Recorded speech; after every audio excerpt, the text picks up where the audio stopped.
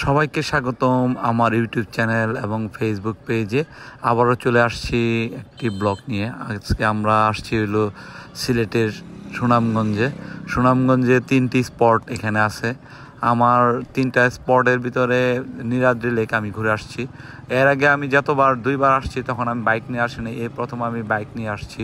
তো বাইক দিয়ে ঘোরার মজাটা আসলে অন্যরকম। এখন আমরা উঠতেছি বারেক টিলাটা অনেক অসাধারণ সুন্দর, যেহেতু পাহাড়ি রাস্তা। এখান থেকে আপনার 600 ফিট উপরে ওঠা লাগে। আপনারা বুঝতে পারতেছেন কি জানি না, এটা কিন্তু অনেক উঁচু রাস্তা, যা ড্রাইভিং করা বা বাইক চালানো খুব কষ্টদায়ক। এখানে অনেক বাইক ভাড়া পাওয়া যায়।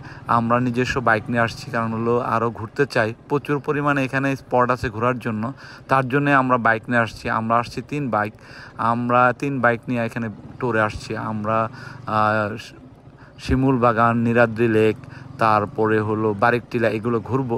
নীলাদ্রি লেক আমি 2বার আসছি, তাই আমার দেখা হয়ে গেছে, এটা নিয়ে আমার 3য় বার। বারেক টিলাটা অসাধারণ সুন্দর। এখন আমরা টিলায় উঠছি। ওই পাশেই হলো ভারত আর এই পাশে হলো বাংলাদেশ। বারেক টিলাতে গেলে আপনার ঝাউকাঠা নদী আছে, ঝাউকাঠা নদীটা অসাধারণ সুন্দর, সেই নদী স্পট, এবং সাথেই হলো ইন্ডিয়ার বর্ডার।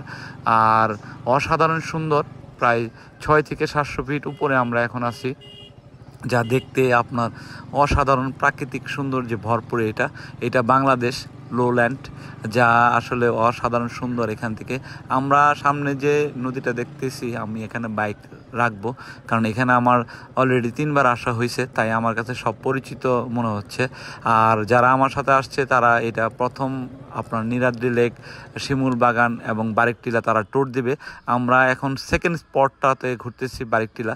আর আমার ক্যামেরায় দেখতেছেন অসাধারণ লোকেশন। আর আমরা এখানে আসছি 5 জন, যেহেতু ডাবলিং করে ওরা আসছে আর আমি আসছি সিঙ্গেল আসাতে আমার জন্য সুবিধা হয়েছে। এখানে আমার ব্যাগ ট্যাগ সব গোছানো আছে।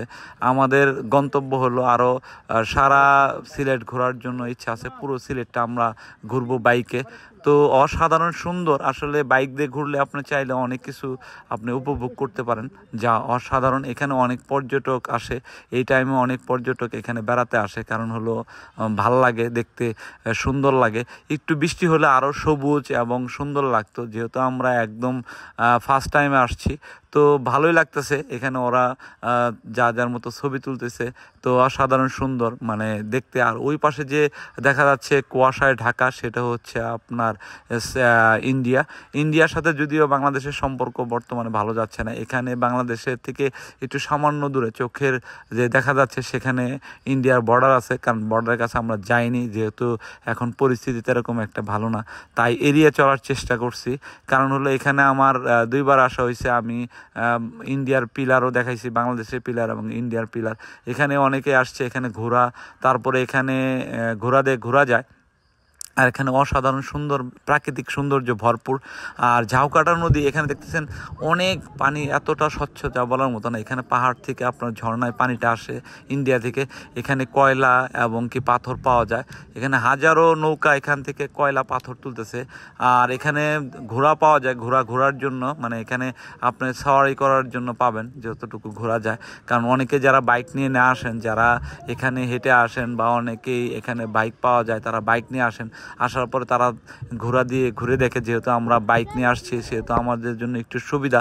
তো এখান থেকে আমরা এখন চলে যাচ্ছি, কারণ হলো আমাদের আরও স্পট ঘুরতে হবে, যেহেতু সন্ধ্যা হয়ে যাচ্ছে। তো চাচ্ছি না দেরি করার জন্য, কারণ হলো আমাদের আবার সিলেট যায় পৌঁছাতে হবে। সুনামগঞ্জ দিয়ে শিমুল বাগান দেখে ওইখান থেকে আমরা ঝাউকাঠা নদী পার হয়ে আমরা সুনামগঞ্জ চলে যাব, ওইখান থেকে আমরা সিলেট যাব। তাই একটু তাড়াহুড়া করতেছি, যাতে করে আমরা তাড়াতাড়ি সন্ধ্যার আগে এখান থেকে আমরা সুনামগঞ্জে পৌঁছতে পারি। তো এখন দেখতেছেন সৌন্দর্য ভরপুর বারেক টিলা। আসলে বাইক ট্যুরগুলো অনেকটা সুন্দর হয়। আর বাই দা বাই বলে রাখি, এটা কিন্তু আমার MD-50 দিয়ে এবার আসছি, আমার ট্যুরে আসছি। আর অফ রোড রাইড করতে MD-50 আসলে অসাধারণ সুন্দর, মাইলেজ ভালো পাইছি। আর দেখতেছেন আমি রাইডিং করতেছি, এটা হ্যান্ডেল বার থেকে শুরু করে এভরিথিং সব আপনার সুইটেবল।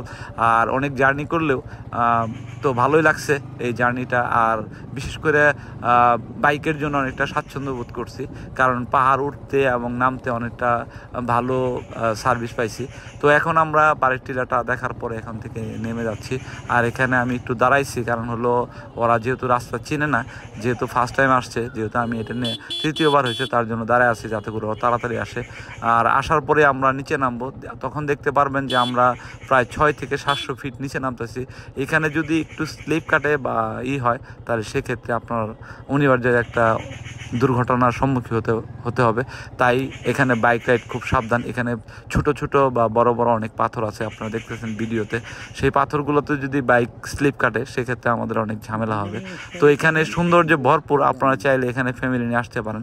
এখানে আপনার থাকার জন্য আপনার অনেক রিসোর্ট, ছোট ছোট রিসোর্ট আছে, যেটা আপনার নীলাদ্রি লেকের কাছাকাছি ওখানে পাবেন। আর টাঙ্গর হাওরেও ঘুরি নাই, কারণ টাঙ্গর হাওর যাইনি, কারণ এটা নিয়ে আমার 3বার আসা হয়েছে। টাঙ্গর হাওর অতটা ভালো লাগে নাই, কারণ আমাকে ভালো লাগছে হলো বাড়ির টিলা এবং শিমুল বাগানেও ঢোকার ইচ্ছা নাই, কারণ শিমুল বাগান দেখার মতো, যদিও মানুষ অনেক সৌন্দর্য ফিল করে, কিন্তু আমি অতটা সৌন্দর্য ফিল করি না, কারণ ওর চেয়ে সৌন্দর্য হলো আমাকে সিলেটে ঢুকতে হবে। তো দেখতেছেন আমরা এখান থেকে নামতেছি, দেখতেছেন রাস্তাটা কেমন শুরু, ঢালাই করা। যদি স্লিপ কাটে সেখানে আমাদের বড় ধরনের দুর্ঘটনা হতে পারে, সাবধানে নামাটাই অনেক ভালো। আর এখানে অনেক পর্যটক আসে ঘোরার জন্য। আর বাই দা বাই বলে রাখি, এখানে কিন্তু হুন্ডা ভাড়া পাওয়া যায়, যে হুন্ডাগুলো আপনার প্লাটিনা এখানে বেশি পাওয়া যায়।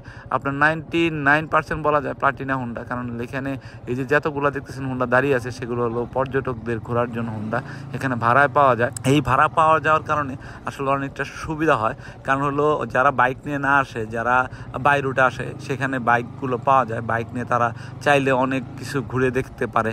আর দেখার মধ্যে আপনার বাইক ছাড়া এখানে সম্ভব না ঘোরার জন্য, কারণ হলো অন্য অন্য গাড়ি নিয়ে এখানে আসবেন সেটা কোনোভাবেই সম্ভব না, যেহেতু ব্যাকওয়ার্ড প্লেস।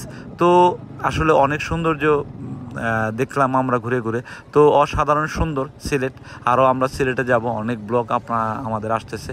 তো সবাইকে অনেক অনেক ধন্যবাদ। আসসালামু আলাইকুম।